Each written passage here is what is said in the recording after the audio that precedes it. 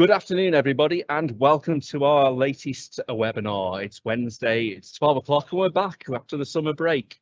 And some of you will notice that I've been allowed out. I am out at the Emergency Services Show today at the Police Digital stand. So just showing the way we can actually use this technology anywhere. It's ridiculously noisy all around me, but hopefully you're not hearing any of that. So it just shows how well the technology can work.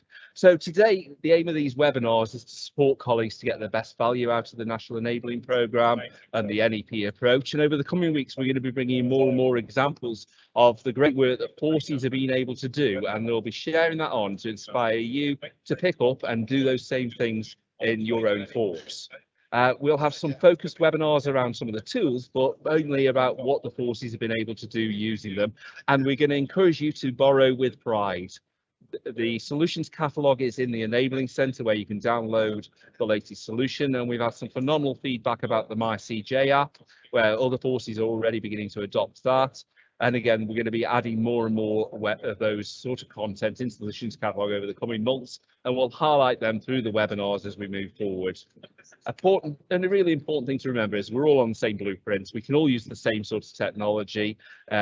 If you have got the issue around drones and you wanted to stream drones, that's been our most popular video over the summer, and lots of you will have watched that and taken inspiration.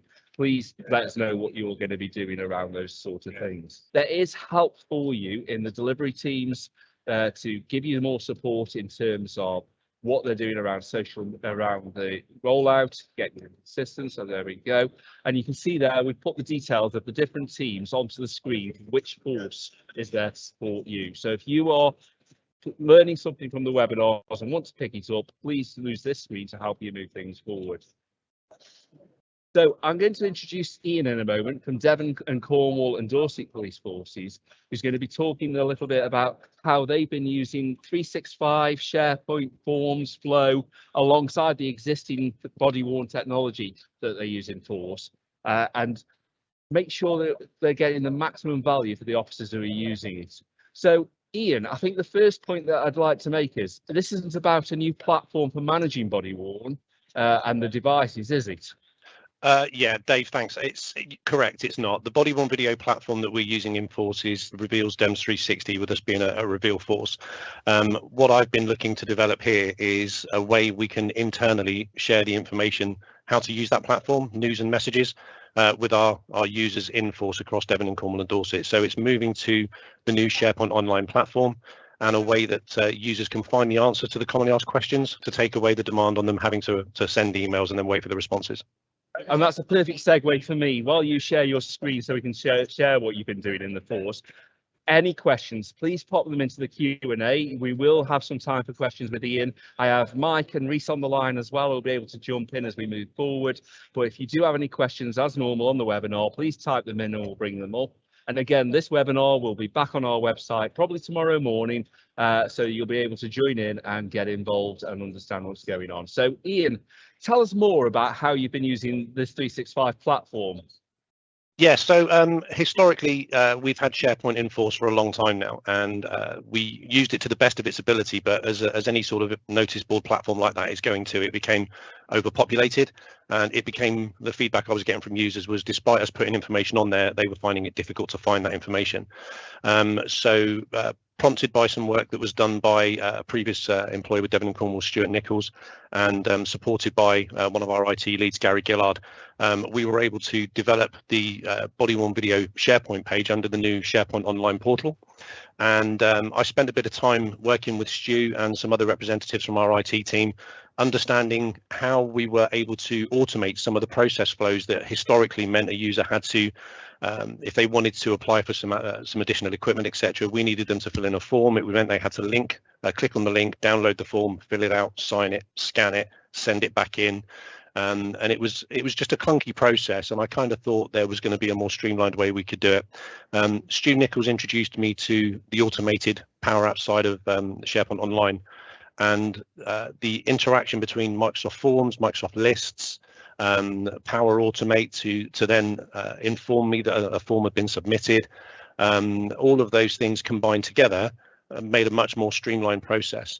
At the same time, we were then able to use another platform for an Autobot kind of Q&A function, allowing users to type in their question, and the question would contain certain trigger words, the trigger words that had already been pre-formatted in the background with answers to those questions, so that if they put that question in there, it would respond to them with either a text answer or a link to a page that was going to answer that question for them.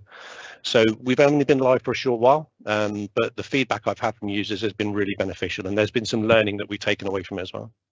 So Ian, you've done this for body worn, but this has got potential for almost any department that works with across the force. Yeah, and I think that's the key. I have done it for body worn, you're right, and I know when I spoke to Gary Gillard about it, there was kind of I gave a presentation to our ICT SMT, and we were going to look at using the body worn video page as a bit of a showcase, a capability, if you like. There's a couple of other teams within Force who are doing it for more specialist things, and they've gone off on a slightly different angle. What I looked at with this platform was just to see the capabilities. So any department that needs to share information out, any department where they need to get information in from those users and get it into a form, data that's coming into those teams, and they want to automate and maintain the flow of that information, this is a great way to be able to do that. So what do somebody who's got some body worn footage they need to extract, what would they do now with this new SharePoint site you built? So the site really contains all of the information that the users want to find. So it's a traditional SharePoint page in that way. So if I wanted to add some additional information, I just create a page. The SharePoint Online is very intuitive to use, to populate and put information on there. Where the real benefit comes in is the automation side of things. So historically, I sort of mentioned it earlier, if I've got a user who wants to request some additional cameras for their department or that team, they would have had to click on a form and download it, print it, and so on and so on. What we've been able to do with Microsoft Forms now is embed those forms into the SharePoint page itself. So the users can go onto those forms, fill in the forms. When they submit that form, that then goes through and populates a Microsoft list that contains the information. So we create a list that receives that information via Power Automate in the background. So once you've set it up and get it running, it's just there in the background working for you, and all you've got to do is just keep it running and flowing. Once the list is populated and we get that information coming through, that gives me somewhere I can go back and find that information afterwards. So one of the problems we found with doing it the old-fashioned way with the forms that people were submitting, unfortunately, those forms sometimes got misplaced, or they sometimes got lost in email chains. Myself and the ICT team have got access to all of these Microsoft Forms, Microsoft lists. So at any point they can go in, check on the information, apply the relevant updates, and make sure they're actioned quicker. So it's more likely now we come in the morning to a notification in an email saying that a form has been submitted. We can action it and get it turned around much quicker, and that's working really well for us. So what are the users telling you about that sort of approach? Much slicker, much quicker. The common thing I normally got was, I've got nowhere I can print the form, or how do I sign it electronically? And what if I can't print it, but I still need to get it submitted? So we ended up having multiple workarounds, which meant sometimes we would move away from what was the agreed working practice, and it just got very messy. This is simple, it's straightforward. And with more officers working mobile now, you can access SharePoint Online on an electronic PDA that our officers are issued with. So they can even, if an officer needs a DVD of body-worn video to be created, for example, and we tend to do that for very selective cases, it's something we avoid doing at all costs, but there are times when it has to be done.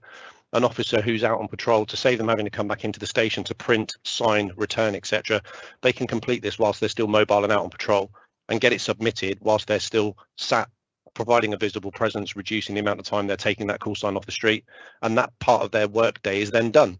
And in the background, we can manage that for them. So it's saving a lot of time that way around. Sorry, I'm muting there. Sorry, trying to keep the noise down. So just thinking about that, that's creating a flow sounds like a really complicated business system. How complicated is it? Could you give a quick example? Yeah, I'm not going to lie to you. The flows can be quite daunting when you look at them for the first time. And I have spent time with people who are much more experienced. I mean, at the end of the day, I've been a cop for 25 years. still am, and I've had no formal training in this. And whilst I understand technology to a degree, there are a lot more people in Force who are a lot cleverer than me when it comes to this, and I've lent on them for support. But what I did realise with these flows is once you've done it once or twice, and you understand the concept of how it works, and essentially it's just drawing information from the form, and you're then asking it, once it's received that information, to either send an email or populate a list.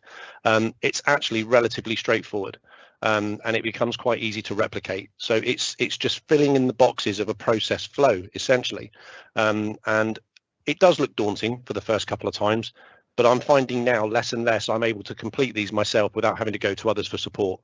So there's an element of learning, but the benefit once you've done it far outweighs the time you will give to just getting your head around it, because it does streamline the process flows, definitely. So just then you mentioned benefits. So what sort of benefits have you been able to achieve through this approach? So the main benefit we get is that users are spending less time having to, like I say, print out forms and submit forms. SharePoint Online seems a much more intuitive platform to move around as well, because the search function seems a lot slicker than the previous version of SharePoint we had. So it will keyword search in the way that our previous version didn't. The ability to add things like videos with the Microsoft Stream platform that we're using as well works quite nicely. So as the user of the page, once I've got that video, I get the embed code and I can just put it straight onto the SharePoint page. Whereas historically we had to work with our ICT department to put it into a platform like Vimeo, something like that. And then that's something I was reliant upon somebody else to do. Using the functions that we've already got, I'm able to do that without having to become reliant upon somebody else. So I'm able to speed things through much quicker, if that makes sense. Yeah, absolutely, and it does. And you mentioned earlier on that you were using a bot or a virtual agent to help you out in this. Now, obviously, you've probably got a lot of frequently asked questions, and does the bot work on that sort of approach? It does, and it is again, I sort of referred to it earlier on about the fact that there's a bit of an overhead, and what you find with the virtual agent is once you populate it with those questions, with those key trigger words, and you populate the answers, it does work quite nicely. And the other thing I like is when I look at it from a back end side, I can see which questions are being used and which ones aren't, what my most common questions are. And I wouldn't say it's machine learning to a degree, but what it does allow me to do is run some analytics. So I can see overnight what questions were asked. And if any questions are being asked that don't have an answer that's populated, it allows me to look at what the trends are and then adjust the answers to those questions to meet whatever those trends are. And that seems to be working quite nicely. So you're constantly tailoring the results to support what's being searched for. Yeah. So that if the user couldn't find it the first time, hopefully next time they come back, or a different user has the same query, you're able to put the response in. Exactly. The answer is there. And the beauty of the bot thing is when it comes to body-worn video looking after the platform at the moment, we have very few people in Force who are able to answer those questions 24/7. What this allows is the officers to get the answers that they want. So if I put in a key trigger word, you can preload what these answers will come up as according to that trigger word. If I put in something like, let's go worst case, I have broken my camera. You can also set it to stream those answers. So here I put it to a prompt to say, sorry to hear that, let's see what we can do. Are you a firearms officer? Because if they're firearms, they're treated in one particular way. If they're not, it's another way. So I can go no, and then it gives them the answer of what they need to do in order to get that resolved. So, and that can be as complex or as simple as you like it to be. And that is proving quite beneficial, I must admit. When I look at the point is, you have to have the questions and the answers before you build the bot, don't you? And then you can build up on it. Yes. You don't start off with the objective of putting a bot in. You start off like, I've got questions and answers that are frequently asked. Yeah, so I populated most of those questions based on what my experience of my inbox over the past 2 years and the regular questions that I was getting asked. So has that reduced your inbox on the email? Massively. Massively, yeah. That's probably the biggest change I've seen since we launched and went live with the platform wide scale across the two forces. The repetitive questions have just disappeared out of my inbox now, and I see those same questions overnight when I look at the analytics coming up that the bot has been used to get those answers. So that's been a huge benefit. Unfortunately, the bot isn't a free out the box on most forces, unfortunately, but there is some capability. We are exploring it as we move things forward. So in terms of, let's have a quick look at some of the questions. And if Mike, if you could perhaps bring in the first couple of questions for Ian, and then we can start seeing if there's some more people want to ask. Thank you very much, David and Ian. Ian, the first question we had was from Philip Robinson from Greater Manchester, and he asks, why SharePoint and not full DEMS for sharing body-worn video evidence, and how do you share with the CPS?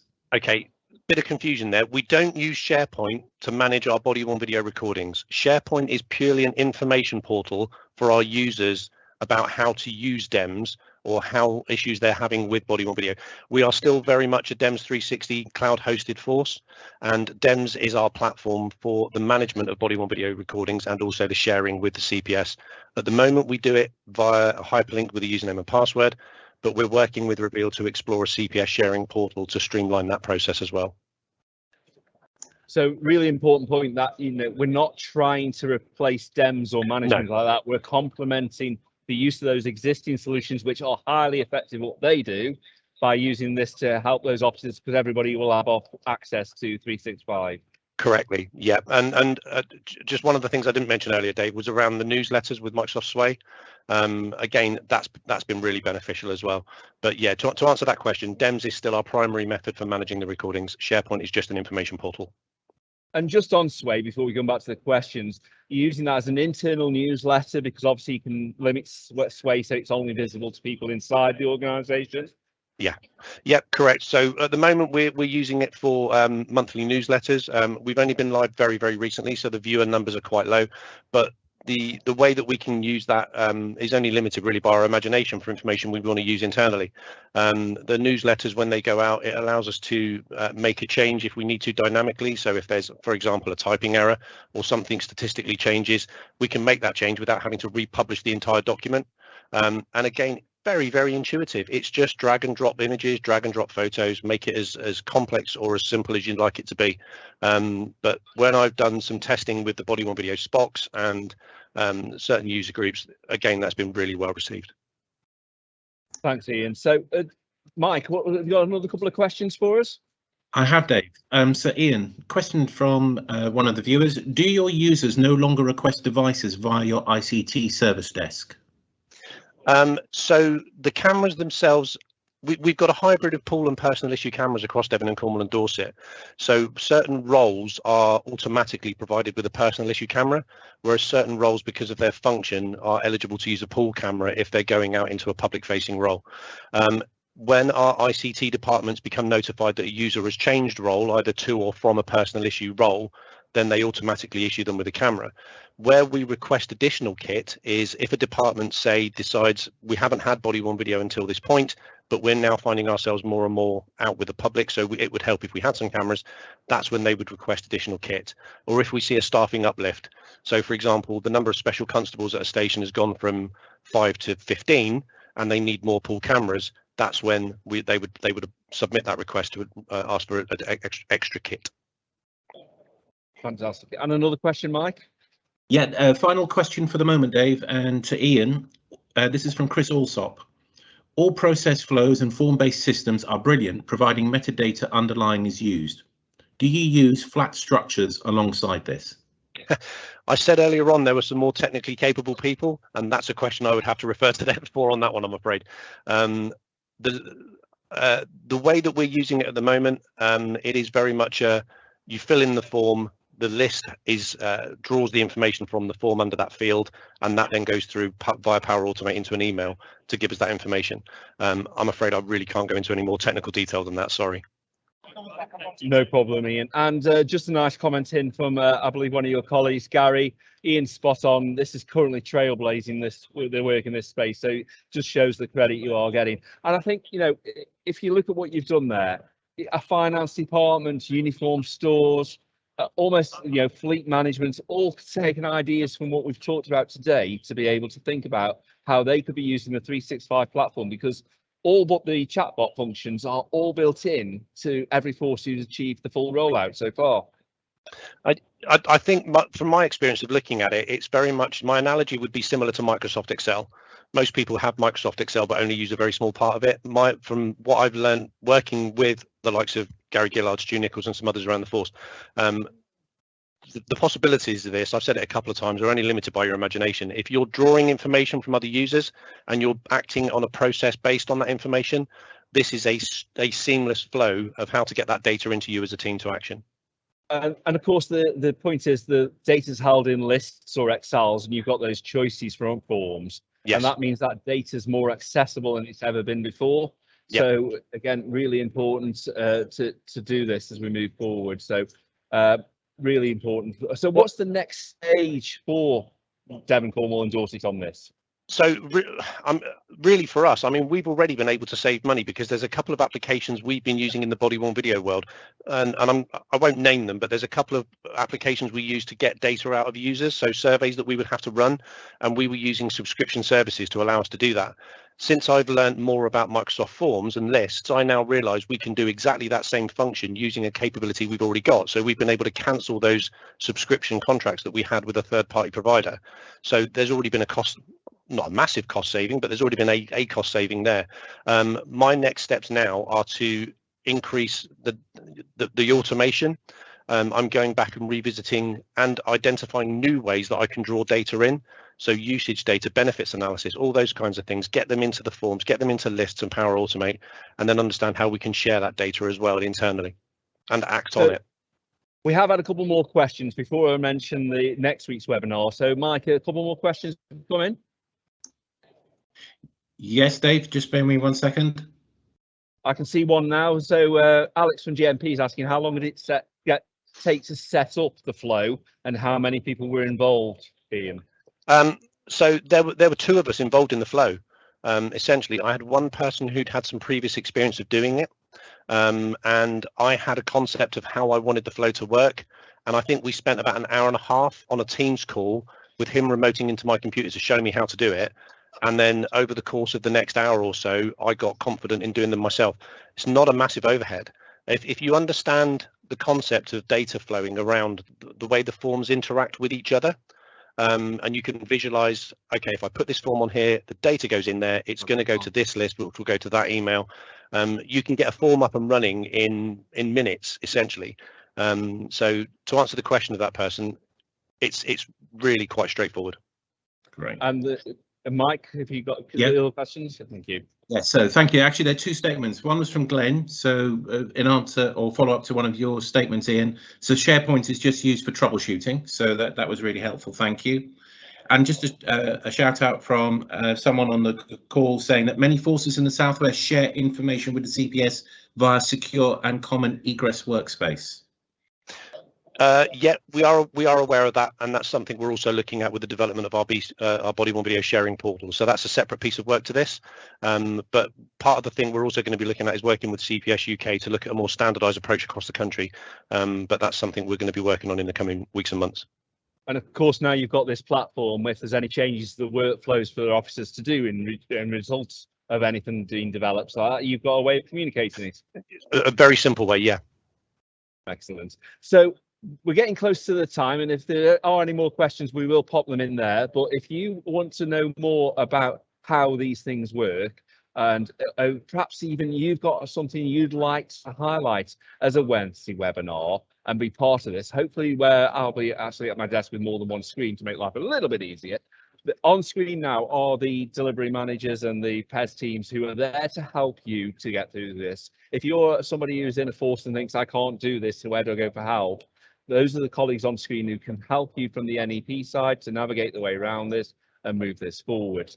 Next week's webinar, I've already popped the link into the chat, and it's on the transformation website where we have got Beds, Hearts and Cams joining us, where we're going to be looking at how they've been using data, tracking data, being able to get some revenue back into force for costs of work they do in terms of work with the Highways Agency, to using the 365 platform. So it's again a slightly different take on what we've heard today about how they're using the 365 forms, flow, and all those processes to get more and more out of 365 and SharePoint. Ian, is there any other things you'd like to cover before we close today's webinar? No, just thank you for the opportunity. And my email address, ian.coughlin@devonandcornwall.pnn. If I can help anybody, please feel free to give us a shout. That's fantastic. So we hope you've enjoyed the webinar. It's been a different experience for us doing it live from a location. If you've got any colleagues who are at the Emergency Services Show at the NEC today, please tell them to come to stand K91. We'll give them a little goodie box of NEP stuff to take back to the course. But thanks again for Ian for sharing the fantastic work he's doing and being an advocate. We're going to be looking at how we can support the force moving forward and get more and more out of this approach. But again, if you've got an idea of how you can share what you've been doing in force, please get in touch with us, nepinfo@transformation.police or any of the colleagues on screen now. We've got all the next 4 webinars all published on the Enabling Centre and on the website. We're going to be adding more and more around Power Apps. We're going to be doing one on how to do webinars and the new webinar functionality that was launched over the summer. So please keep in touch, but give us your feedback also. And we'll look forward to speaking to you next Wednesday at 12 o'clock. There'll be a bit of a trend there. See you soon.